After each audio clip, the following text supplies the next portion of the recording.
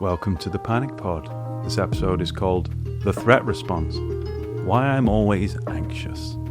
I'm Joshua Fletcher, also known as AnxietyJosh, and I'm a psychotherapist and author based in Manchester in the UK, and I specialise in talking about anxiety and anxiety disorders, having been through several myself. Now, if you're someone who's anxious all the time, why am I always anxious? Why is nothing working? Then you've got to understand what's actually happening. Hopefully this episode will help you feel a bit more normal, persuade you that you're not going insane, and that actually what's happening is exactly what we've taught the brain to do. And that's okay, because our brains can be rewired, our brains are very neuroplastic, and we will start to feel more like ourselves again. And I'm going to address this episode like I was talking to myself many years ago, when I was in that state. Let's go with that today. So, in order to understand anxiety, you have to understand the role of the body's threat response. The threat response and anxiety are the same things. You know, if I'm anxious, I feel on edge, something bad's going to happen, and I'm hypervigilant. That's anxiety. That is the threat response. It's the mind and body preparing for threat. At the core, at the center of the threat response is something in our minds called the amygdala, which, if you've heard me on other platforms, is a word I use a lot. And the threat response, the amygdala, is an old part of our brain that is not, embedded in our thinking brain. It's shaped like an almond, and it's one of the oldest, fastest, and dumbest parts of our brain. But it was needed. Now, go with me on this, because a lot of people in this instant culture of instant fixes, they're like, just hurry up, get on with it, Josh. Tell me how to not be anxious. Well, you'll get there, but we need to do the work and understand what's keeping us anxious. And I can empathize with that. I was frantically searching for things to feel better. But if you can give me your attention, that's already going some way to calming this threat response that's keeping us feeling really rubbish. So the threat response, the amygdala, like I said, is not part of our thinking cognitive brain. It's separate. And it's a bit of a lone maverick. It goes off on its own. The amygdala is there to activate just in case there's an immediate threat or danger incoming.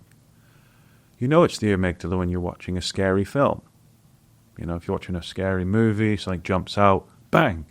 You know rationally you're watching the TV, but the amygdala goes, pop, just in case that man with the machete is going to cut you into pieces and serve you in a casserole.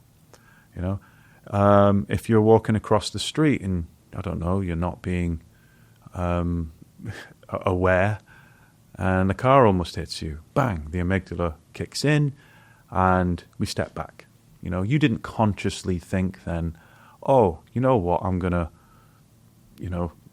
move my right leg back onto the pavement and avoid imminent death. No, they did it for you. Or if you've had one of those falling over dreams as you're nodding off to sleep, maybe you fall off a curb or something, you bolt up in bed because the amygdala's there, just in case. And there's that phrase again, just in case. That's why all anxiety disorders are built on the just in case mentality. It's there to protect you. It was really helpful for our ancestors. Can you imagine your great times n to the power of 1500 grandma was walking along the Serengeti, and your grandma's tough, but she's not tough enough to fight a lion or a bear or whatever was knocking about back then. There was a function in her brain that allowed her to doubt. And when we doubt, we give things our attention. I doubt my safety, so I'm going to give any flaws in that safety my attention. Have I locked the front door? No. I'm doubtful. I'll go check. It's changed our behavior. It's changed the course of our attention. For our grandma, it was really helpful when she felt doubtful of her safety walking through the desert. She's not staring down looking at her toes. She's looking at the horizon. The amygdala, the threat response, had changed her attention to look for things like lions, tigers, whatever, anything that could have her for breakfast. And that very function has helped humans to evolve to the top of the food chain. Anxiety is the superpower, because if you can see a predator coming for it, it sees you, then you have the power. You can walk around the predators, you can, hunt them when they're asleep. There's so many things you can do, and that's what humans have done. Anxiety, the threat response, the amygdala helped humans to get to where we are, because as toe-to-toe predators, we suck. So anxiety has never had to evolve. The threat response has never had to evolve because we're still here now. But if you're lying in bed, stewing with all the scary thoughts, how am I going to get through the day today, or ruminating over an email, having panic attacks in the middle of the supermarket, afraid to get in the car just in case you lose control, that's the threat response, firing off or misfiring, and firing off when we don't need it.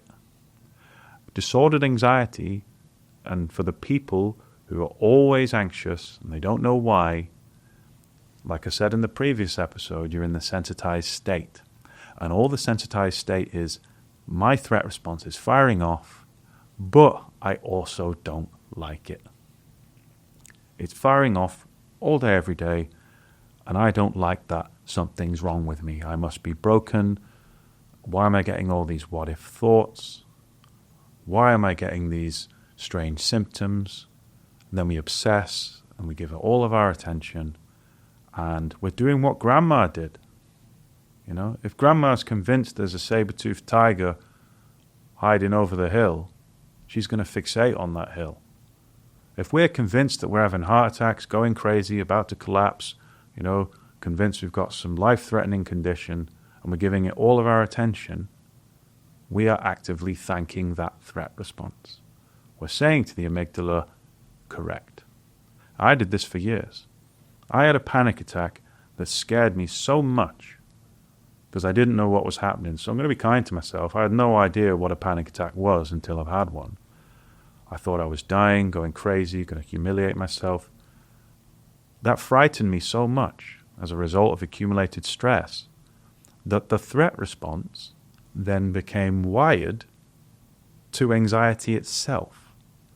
And if you're someone who is anxious for most days, all day, every day, it's because the threat response has remembered and encoded a memory that how you feel, any reminder of that panic attack or intrusive thought or bout of uncertainty that you went through has become the threat.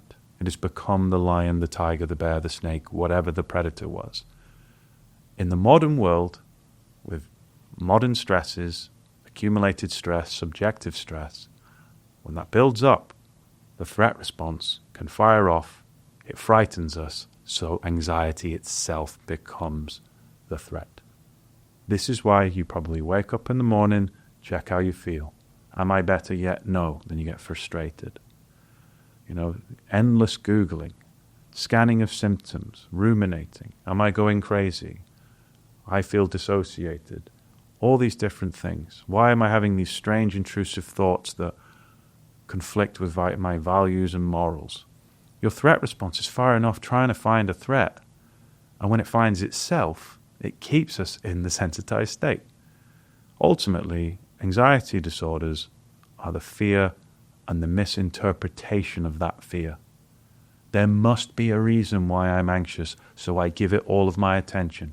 Just like great-great-great-great-grandma to times n to the power of 7, whatever. My ancestors did the same, and it helped them. But because we live in a relatively safe society now, with strange subjective stresses, that same threat response, the old amygdala, will fire off just in case, because it doesn't understand why you're stressed. And then we fear that. In the case of intrusive thoughts, when you get those scary what-if thoughts, they're not predictors, they're not your intuition. That's your threat response designed to find a threat. But if we're walking through town and there is no threat, or are out for a meal with friends or taking the kids to the park, then that isn't a threat. But we'll try and find one. So we'll go, well, I don't know, what if something bad's going to happen? What if it's you? What if you've got that horrendous condition? What if it might even attack your morals and values. What if you don't love your kids? What if you suddenly lose control and attack your partner? What if you have a panic attack behind the wheel and crash your car? What if you do all these things? Because that is your threat response. I am in a sensitized state, and what it means to be sensitized is I can't keep my attention off how I feel and these thoughts, because something must be wrong. And what you'll find out as the panic pod goes on is that attention plays such an important role in keeping us in the sensitized state.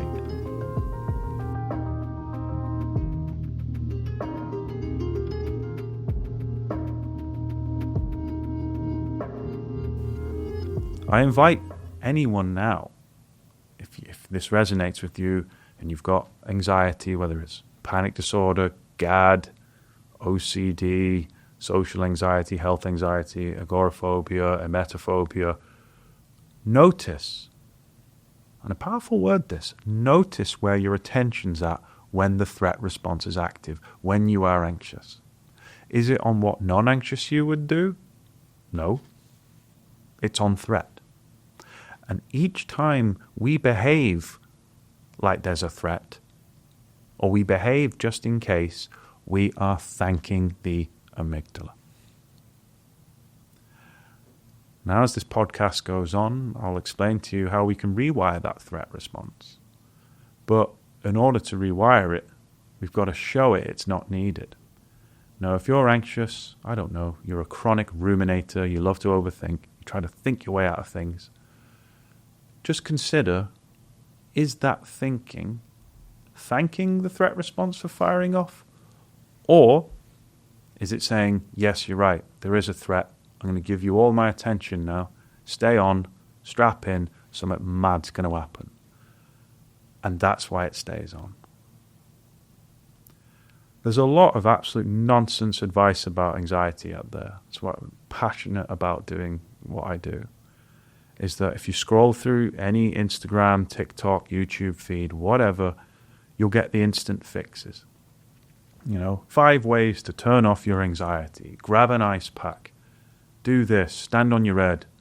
Not do alternating nostril breaths. Rub magnesium into your eyes. Scream into the abyss. Do this magic tapping technique. Whatever. And yeah, for some people that provides temporary relief. But you still end up sat watching morons like me behind the camera or behind the mic talking about the subject that you're so desperately trying, to fix. Now, this is really important. It was something I used to do many years ago, is that I used to compulsively try to fix my anxiety. And bear in mind, this is a threat response. So think about it. You're in the midst of threat, and the threat response has been wired to think that anxiety is a threat, or these thoughts are threats. So if we suddenly want to get rid of a feeling that we don't like, ask yourself, is this teaching the threat response that anxiety is okay? Because once the threat response thinks anxiety is okay, it rewires and files it away in the okay column. But for people who have anxiety all day, every day, anxiety is not okay. So when you go and copy these 5 tips from TikTok or Instagram, and you do this and do that and do tapping and all the silly things that make you look like a moron out in public, what you're actually signaling to the amygdala and the threat response is this feeling isn't okay. And that's why anxiety doesn't go away. Have you tried mindfulness? Yeah, I did. I'm mindfully aware that my breathing sucks and I feel horrendous and it's not working. Have you tried ice packs on your wrists? Yeah, well, it distracted me for a bit, but I'm still waking up and I'm really scared. This is what happens. This is how we calm down the threat response. When the threat response is really kicking off, that's when we can experience things called panic attacks. And all a panic attack is a rush of adrenaline at a time where we don't expect it, usually in incongruous situations. It's like a week's worth of adrenaline at once.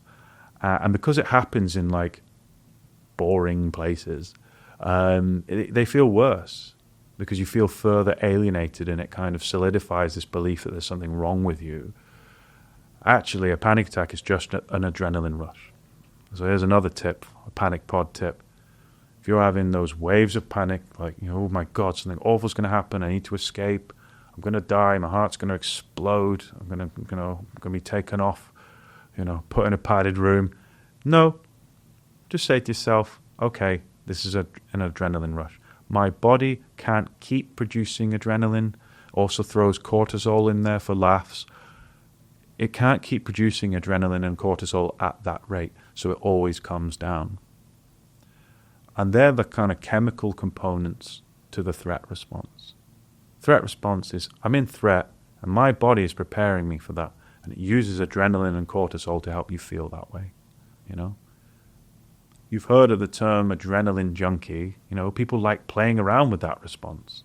These are the people that love, big roller coasters, scary films, scary experiences, doing those things because they like the excitement of what that gives to them. But for people with anxiety and anxiety disorders, we have feared that response. We all often avoid doing things to feel that way because it puts us in a loop of those feelings. So yeah, if you're someone who's really highly panicky or even just anxious, sometimes it's really helpful to say, okay, no wonder I don't feel like myself. My threat response is going off and there's adrenaline and cortisol pumping around my body. I'm not going to feel my relaxed self at the moment, and that's okay, And if you're doing these magic techniques to try and get rid of a load of adrenaline and cortisol pumping around your veins, well, good luck, because it's not going to help anything. You've got to wait for the body to process it. Also, and this is really good food for thought for you, and the step one to overcoming any anxiety disorder is be anxious.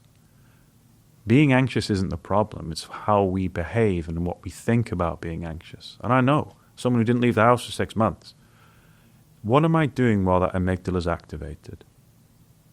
And here's some psychoeducation about the physiology of anxiety and anxiety disorders. The amygdala can only be rewired when it's activated. So if we're sitting in safe cocoons at home, feeling safe, waiting for it to all go away, what we're actually doing is keeping the amygdala as deactivated as possible. But it can't be rewired that way. That's why you've probably been to hypnosis and all these magic things and magic approaches to never feel fear again. No, your body's doing exactly what it's supposed to. The brain's doing exactly what it's been taught to. And what we do is, okay, right, I need to activate the amygdala again to show it it's not needed in this situation. And that's how I got better. Now I'm going to leave you with that food for thought for this episode.